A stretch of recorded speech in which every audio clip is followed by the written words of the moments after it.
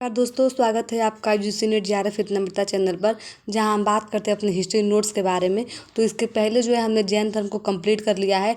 आज का जो हमारा टॉपिक है उस टॉपिक का नाम है वैष्णव यानी कि भागवत धर्म। तो भागवत धर्म क्या है उसके बारे में हम इस वीडियो में डिटेल से जानेंगे। तो चलिए शुरू करते हैं अपना आज का टॉपिक। तो सबसे पहले हम देखेंगे कि जो भागवत धर्म है उसके जो संस्थापक हैं वो कौन थे। तो इनके जो संस्थापक है वो वासुदेव श्री कृष्ण को जो है माना जाता है। जो हमारा भागवत धर्म में जो है किसका मुख्य रूप से पूजा किया जाता है, तो इसमें जो है मुख्य रूप से जो है कृष्ण का जो है पूजा किया जाता है। जो वासुदेव हैं इन्हें जो हम है वृषी, सात्वत या वंशी के नाम से भी जानते हैं। जो भागवत धर्म है उसे हम जो है उसके केंद्र में जो है हम भगवान विष्णु को रखते हैं, और बाद में जो यही माना जाता है कि इसी विष्णु के जो अवतार हैं वो लोग कई लोग जो है अवतार लेते हैं, उसे हम अवतारवाद के सिद्धांत के नाम से जानते हैं। और इन अवतारों में जो है 24 अवतारों का उल्लेख किया गया है, और इन्हीं 24 अवतारों में से एक अवतार हैं जिनका नाम है श्री कृष्ण, जो जिनके वर्णन हमें किसमें मिलता है, तो छांदोग्य उपनिषद में मिलता है कि वो देवकी के पुत्र थे और जो ऋषि अंगरीष हैं उनके जो हैं शिष्य थे। तो इस तरीके से कुछ 24 अवतारों में से एक अवतार माने जाते हैं जिनका नाम है वासुदेव। वासुदेव यानी कि पिता के नाम की वजह से इनको वासुदेव भी कहा जाता है, श्री कृष्ण कहा जाता है। और इनकी जो जानकारी है सबसे पहले हमें किसमें मिलती है, तो छांदोग्य उपनिषद में मिलती है कि ये देवकी के पुत्र हैं, और इनके पिता का जो इनके ऋषि हैं उनके ऋषि का नाम जो है वो अंगरीष ऋषि जो थे। अब हम देखते हैं कि यही जो था, जो दो धर्म था जिसका नाम है वैष्णव धर्म और एक है भागवत धर्म, दोनों जो है एक दूसरे में मिल जाते हैं, क्योंकि वैष्णव धर्म में जो है भगवान विष्णु की आराधना की जाती है और भागवत धर्म में जो है वो श्री कृष्ण की पूजा की जाती है। आज जब दोनों में ये बात हुआ कि ये दोनों जो है एक ही भगवान के रूप हैं, उन्हीं के अवतार हैं, यानी कि भगवान विष्णु के ये अवतार हैं राम और जो श्री कृष्ण हैं, तो उन दोनों को जो है एक में मर्ज कर दिया गया। उसे तब हम जो है भागवत धर्म के नाम से जाना जाने लगा। बाद में श्री कृष्ण का संबंध जो है, देखिए लिखा भी है कि जो बाद में जो है श्री कृष्ण का संबंध जो है नारायण से स्थापित हुआ, और नारायण के उपासक जो है वो क्या कहलाएं, पंचरात्रिक कहलाएं। क्या कहलाएं, पंचरात्रिक कहलाएं। उसी तरीके से जो मत्स्य पुराण है, मत्स्य पुराण में हमें जो है 10 अवतार की जो है जानकारी मिलती है। उस 10 अवतार में हम देखते हैं मत्स्य, कूर्म, वाराह, नृसिंह, वामन, परशुराम, 7वां राम है, 8वां बलराम है, 9 है बुद्ध, 10वां है जो हमारे कल्कि अवतार जो लेने वाले हैं। जटिल कर्मकांड एवं याज्ञिक व्यवस्था के विरुद्ध उदय होने वाला प्रथम संप्रदाय जो है वो उसका नाम है भागवत संप्रदाय। यानी कि ये किसी भी प्रकार का जो है कर्मकांड में विश्वास नहीं करता है, किसी भी प्रकार का ऐसा नहीं है कि आप इतना वेद जो है अपना यज्ञ कीजिए, अश्वमेध यज्ञ कीजिए, राजसूय यज्ञ कीजिए। तो इस तरीके से जो वेद है, जो कर्मकांड है, उसका जो है ये विरुद्ध जो है उसका जो है विरोध करता है, और ये खुद एक अलग ही संप्रदाय निकल कर आता है जिसका नाम होता है भागवत संप्रदाय। प्रथम भागवत संप्रदाय में जो है वो किससे की जाती थी, सूर्य पूजा से संबंधित थी, तथा संबोधन ये किससे संबंधित थी, तो साख्य दर्शन से। और जिसे हम लोग देखें कि साख्य जो दर्शन था उसके जो गुरु थे अलार कलाम, जिन्होंने भगवान बुद्ध को भी शिक्षा दी थी। तो ये साख्य दर्शन क्या है, जो है संबंधित है। भागवत धर्म के सिद्धांत जो है वो किस में निहित है, तो भगवत गीता में निहित है। और भगवत धर्म का जो मूल है उसमें हम भक्ति और अहिंसा को देखते हैं। भगवत गीता में ही हमें अवतारवाद का सिद्धांत जो है वो मिलता है। यानी कि जो अवतारवाद का सिद्धांत वो हमें कहाँ से मिलता है, तो वो हमें जो है भगवत गीता से मिलता है। नेक्स्ट हम देखेंगे कि पाणिनि की जो हमारी अष्टाध्यायी है, यानी कि जो पाणिनि की जो पुस्तक है जिसका नाम है अष्टाध्यायी, उसमें जो है क्या मिलता है कि वासुदेव श्री कृष्ण की पूजा मिलती है। यानी कि जो पाणिनि ने जो व्याकरण की किताब लिखी है जिसका नाम है अष्टाध्यायी, उसमें जो है वासुदेव श्री कृष्ण की पूजा का वर्णन मिलता है। जो पतंजलि हैं उन्होंने भी वासुदेव को कृष्ण का स्वरूप बताया है। यानी कि जो पतंजलि ने जो अपनी पुस्तक लिखी है श्री महाभाष्य, तो उसमें भी उन्होंने वासुदेव को श्री कृष्ण का जो ही स्वरूप बताया है। उसी तरीके से हमें जो ऐतरेय ब्राह्मण है उसमें भी जो है विष्णु को सर्वोच्च देवता के रूप में बताया गया है। अब हम देखते हैं वायु पुराण। तो वायु पुराण जो है वो भागवत संप्रदाय के नायक हैं। इसमें हमें कई सारे लोग हैं जो मिलते हैं जो भागवत पुराण से जो है माने जाते हैं, और इनको जो है भागवत पुराण का जो है मुख्य जो है नायक माना जाता है। जिसमें सबसे पहले देखते हैं संकर्षण को। संकर्षण जो थे वो रोहिणी के पुत्र थे, इनको जो है जीव अंश माना जाता है। दूसरा है वासुदेव, जिनको हम परम तत्व के नाम से जानते हैं, जो देवकी के पुत्र थे। तीसरा है प्रद्युम्न, जो अहंकार के तत्व हैं और रुक्मिणी के पुत्र हैं। रुक्मिणी यानी कि भगवान श्री कृष्ण की पत्नी। तो रुक्मिणी के पुत्र थे प्रद्युम्न, जिनको माना जाता है कि ये अहंकार के तत्व हैं। और ऐसा भी माना जाता है कि जो प्रद्युम्न थे वो जो है कामदेव के ही अवतार थे। और चौथा है सांब। सांब जो थे वो जाम्बवती के पुत्र थे। और पांचवा है अनिरुद्ध, जिनको मन बुद्धि का तत्व माना जाता है। और ये जो प्रद्युम्न के पुत्र थे अनिरुद्ध। अब ये देखता है कि जो इन पांचों को हम पंचवीर के नाम से जानते हैं, यानी कि वीरवाद और सांब को छोड़कर अन्य चार मिलकर क्या बनते हैं, चतुर्बुध या बिहुवाद कहलाते हैं। ऋग्वेद में विष्णु का उल्लेख मिलता है, यानी कि जो हमारा ऋग्वेद है जिसमें सबसे ज़्यादा जो मुख्य उस देवता माना जाता था वो इंद्र को, लेकिन उसमें भी जो है विष्णु का उल्लेख मिलता है। और जो विष्णु का उल्लेख मिलता है उनका जो दो नाम से मिलता है, एक है उरु गाय, दूसरा का नाम है उरुकर्म। तो जो उरु गाय है उसका मतलब होता है कि तेजी गति से चलने वाला, और जो उरुकर्म है उसका मतलब होता है बड़े पाद वाला। पाद वाला का मतलब होता है कि बड़े पैरों वाला। विष्णु को जो है वाराह अवतार का भी वर्णन मिलता है कि सबसे जो है अधिक लोकप्रिय जो है इनका वाराह अवतार जो है वो हमें गुप्त काल में मिलता है। वाराह अवतार का जो है सर्वप्रथम उल्लेख किसमें मिलता है, ऋग्वेद में देखने को मिलता है। दक्षिण में हमें वैष्णव धर्म का जो विकास मिलता है वो मिलता है, पहला है अलवार के द्वारा। यानी कि जो दक्षिण भारत में हमें अलवार और नैनवार मिलते हैं, तो उसमें जो अलवार थे वो जो हैं विष्णु भगवान की पूजा करते थे। और जो नैनयार थे वो जो हैं शिव भगवान की पूजा करते थे। तो जो अलवार हैं उसमें कुल 12 हमें उनको द्वारा कुल 12 जो हमें अवतार का वर्णन मिलता है कि ये लोग जो हैं भजन कीर्तन के द्वारा जो थे, ये जो 12 अलवार थे ये जो भगवान विष्णु की पूजा करते थे। दूसरा है आचार के द्वारा।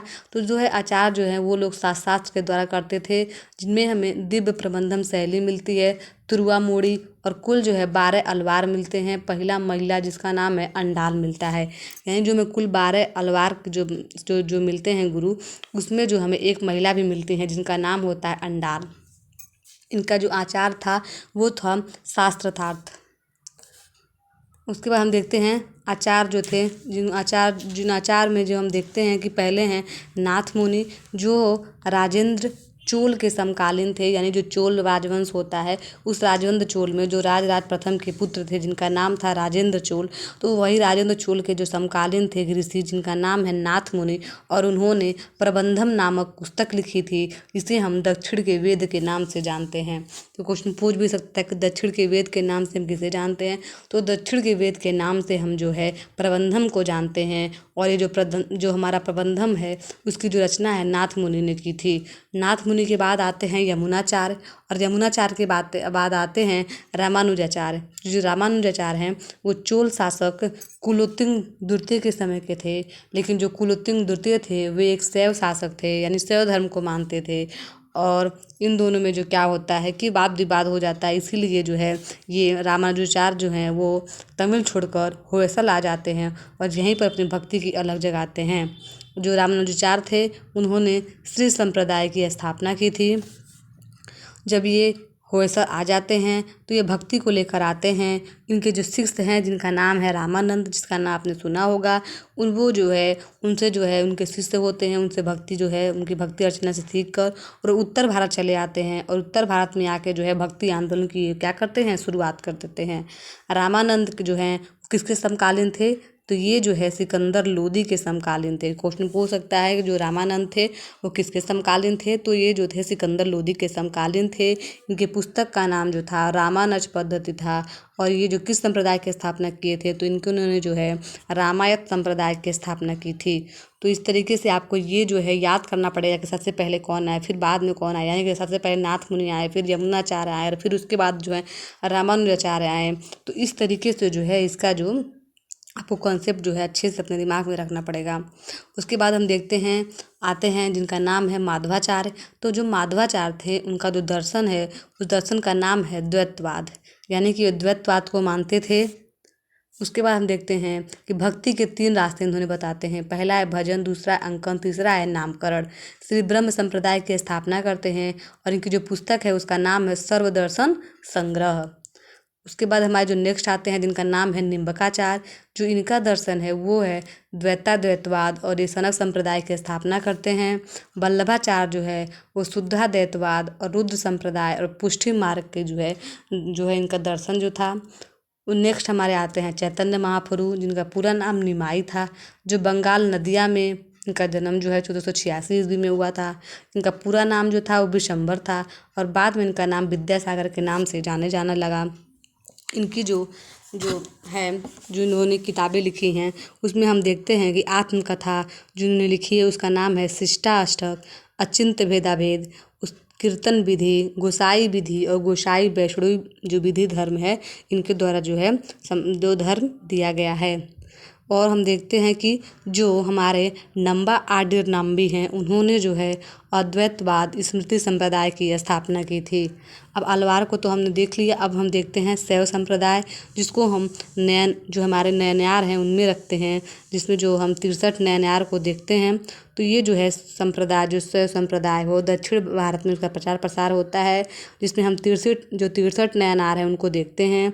इनका जो संकलन है वो तेवारम, देवारम और जो है त्रिवामोड़ी शैली में मिलती है। इनका जो संकलन किसमें मिलती है हमें तेवराम, देवराम और त्रिवामोड़ी शैली में मिलती है। इनमें जो ऋग्वेद है उस ऋग्वेद में हमें शिव की जानकारी मिलती है और ऋग्वेद में जो हमें शिव की जानकारी मिलती है तो उनका नाम जो है त्रयंबक होता है और आज भी हम बोलते हैं त्रयंबक। और आद शिव पशुपति मूहर भी मिलती है और मेघानिस्थ ने ही इन्हें हेराक्लिज के नाम से बताया है। जो पाशुपत संप्रदाय है उसमें हम देखते हैं कि जो काव्यारोहण पर्वत है उसमें उनकी जानकारी मिलती है। इनको जो संस्थापक थे जिनको हम लकुलिस के नाम से जानते थे और इनके उपासक जो थे वो महाव्रतधर थे। इनका दर्शन जो है पशुपास है। दूसरा है कपालिक कालामुख संप्रदाय, जिनके इष्ट कौन है तो इनके इष्ट जो हैं भैरव हैं और ये जो हैं वामवर्गीय संप्रदाय के हैं। कपालिक की चर्चा हमें भवभूति की पुस्तक मालती माधव से मिलती है। इस पुस्तक में इनका केंद्र जो है श्रीशैल पर्वत बताया गया है। कालामुख संप्रदाय के लोग को हम अवघड़ के नाम से जानते हैं और शिव पुराण में जो है कालामुख के लोगों को महाव्रतधर कहा गया है। कश्मीरी शैव संप्रदाय में हम दो मिलते हैं, एक है स्पंद शास्त्र और दूसरा है प्रत्यज्ञाभिज्ञा। तो इसके जो जनक थे वो वसुमित्र थे, इनके जो जनक थे उनका नाम था सौदरानंद। जो हमारे लिंगायत जो संप्रदाय है, लिंगायत संप्रदाय में हमें जानकारी मिलती है कब की है, ये 12वीं शताब्दी की, कर्नाटक की। हम इसमें वीर संप्रदाय भी कहा गया है। लिंगायत समुदाय को जंगम भी कहा जाता है। इसके जनक जो हैं अल्लभ प्रभु हैं और इनकी जानकारी हमें वचन शास्त्र नामक पुस्तक से मिलती है। इसकी रचना जो है बसवदार कन्नड़ में की गई थी और कलचुरी राजा के जो प्रधानमंत्री थे उनके द्वारा की गई थी। जो नाथ संप्रदाय है, नाथ संप्रदाय जो हमें 12वीं शताब्दी में गोरखपुर में मिलती है, जिसके जनक जो थे मत्स्येंद्र नाथ थे। और वामन पुराण में 4 संप्रदाय का उल्लेख मिलता है। कौन कौन से? शैव, पाशुपत, कपालिक, Kalamukha.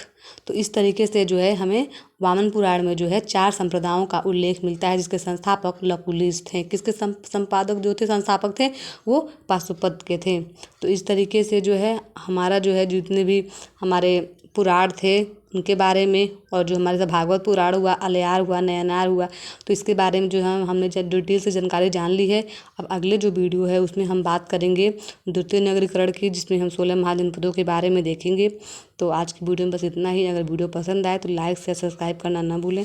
Thank you for watching this video.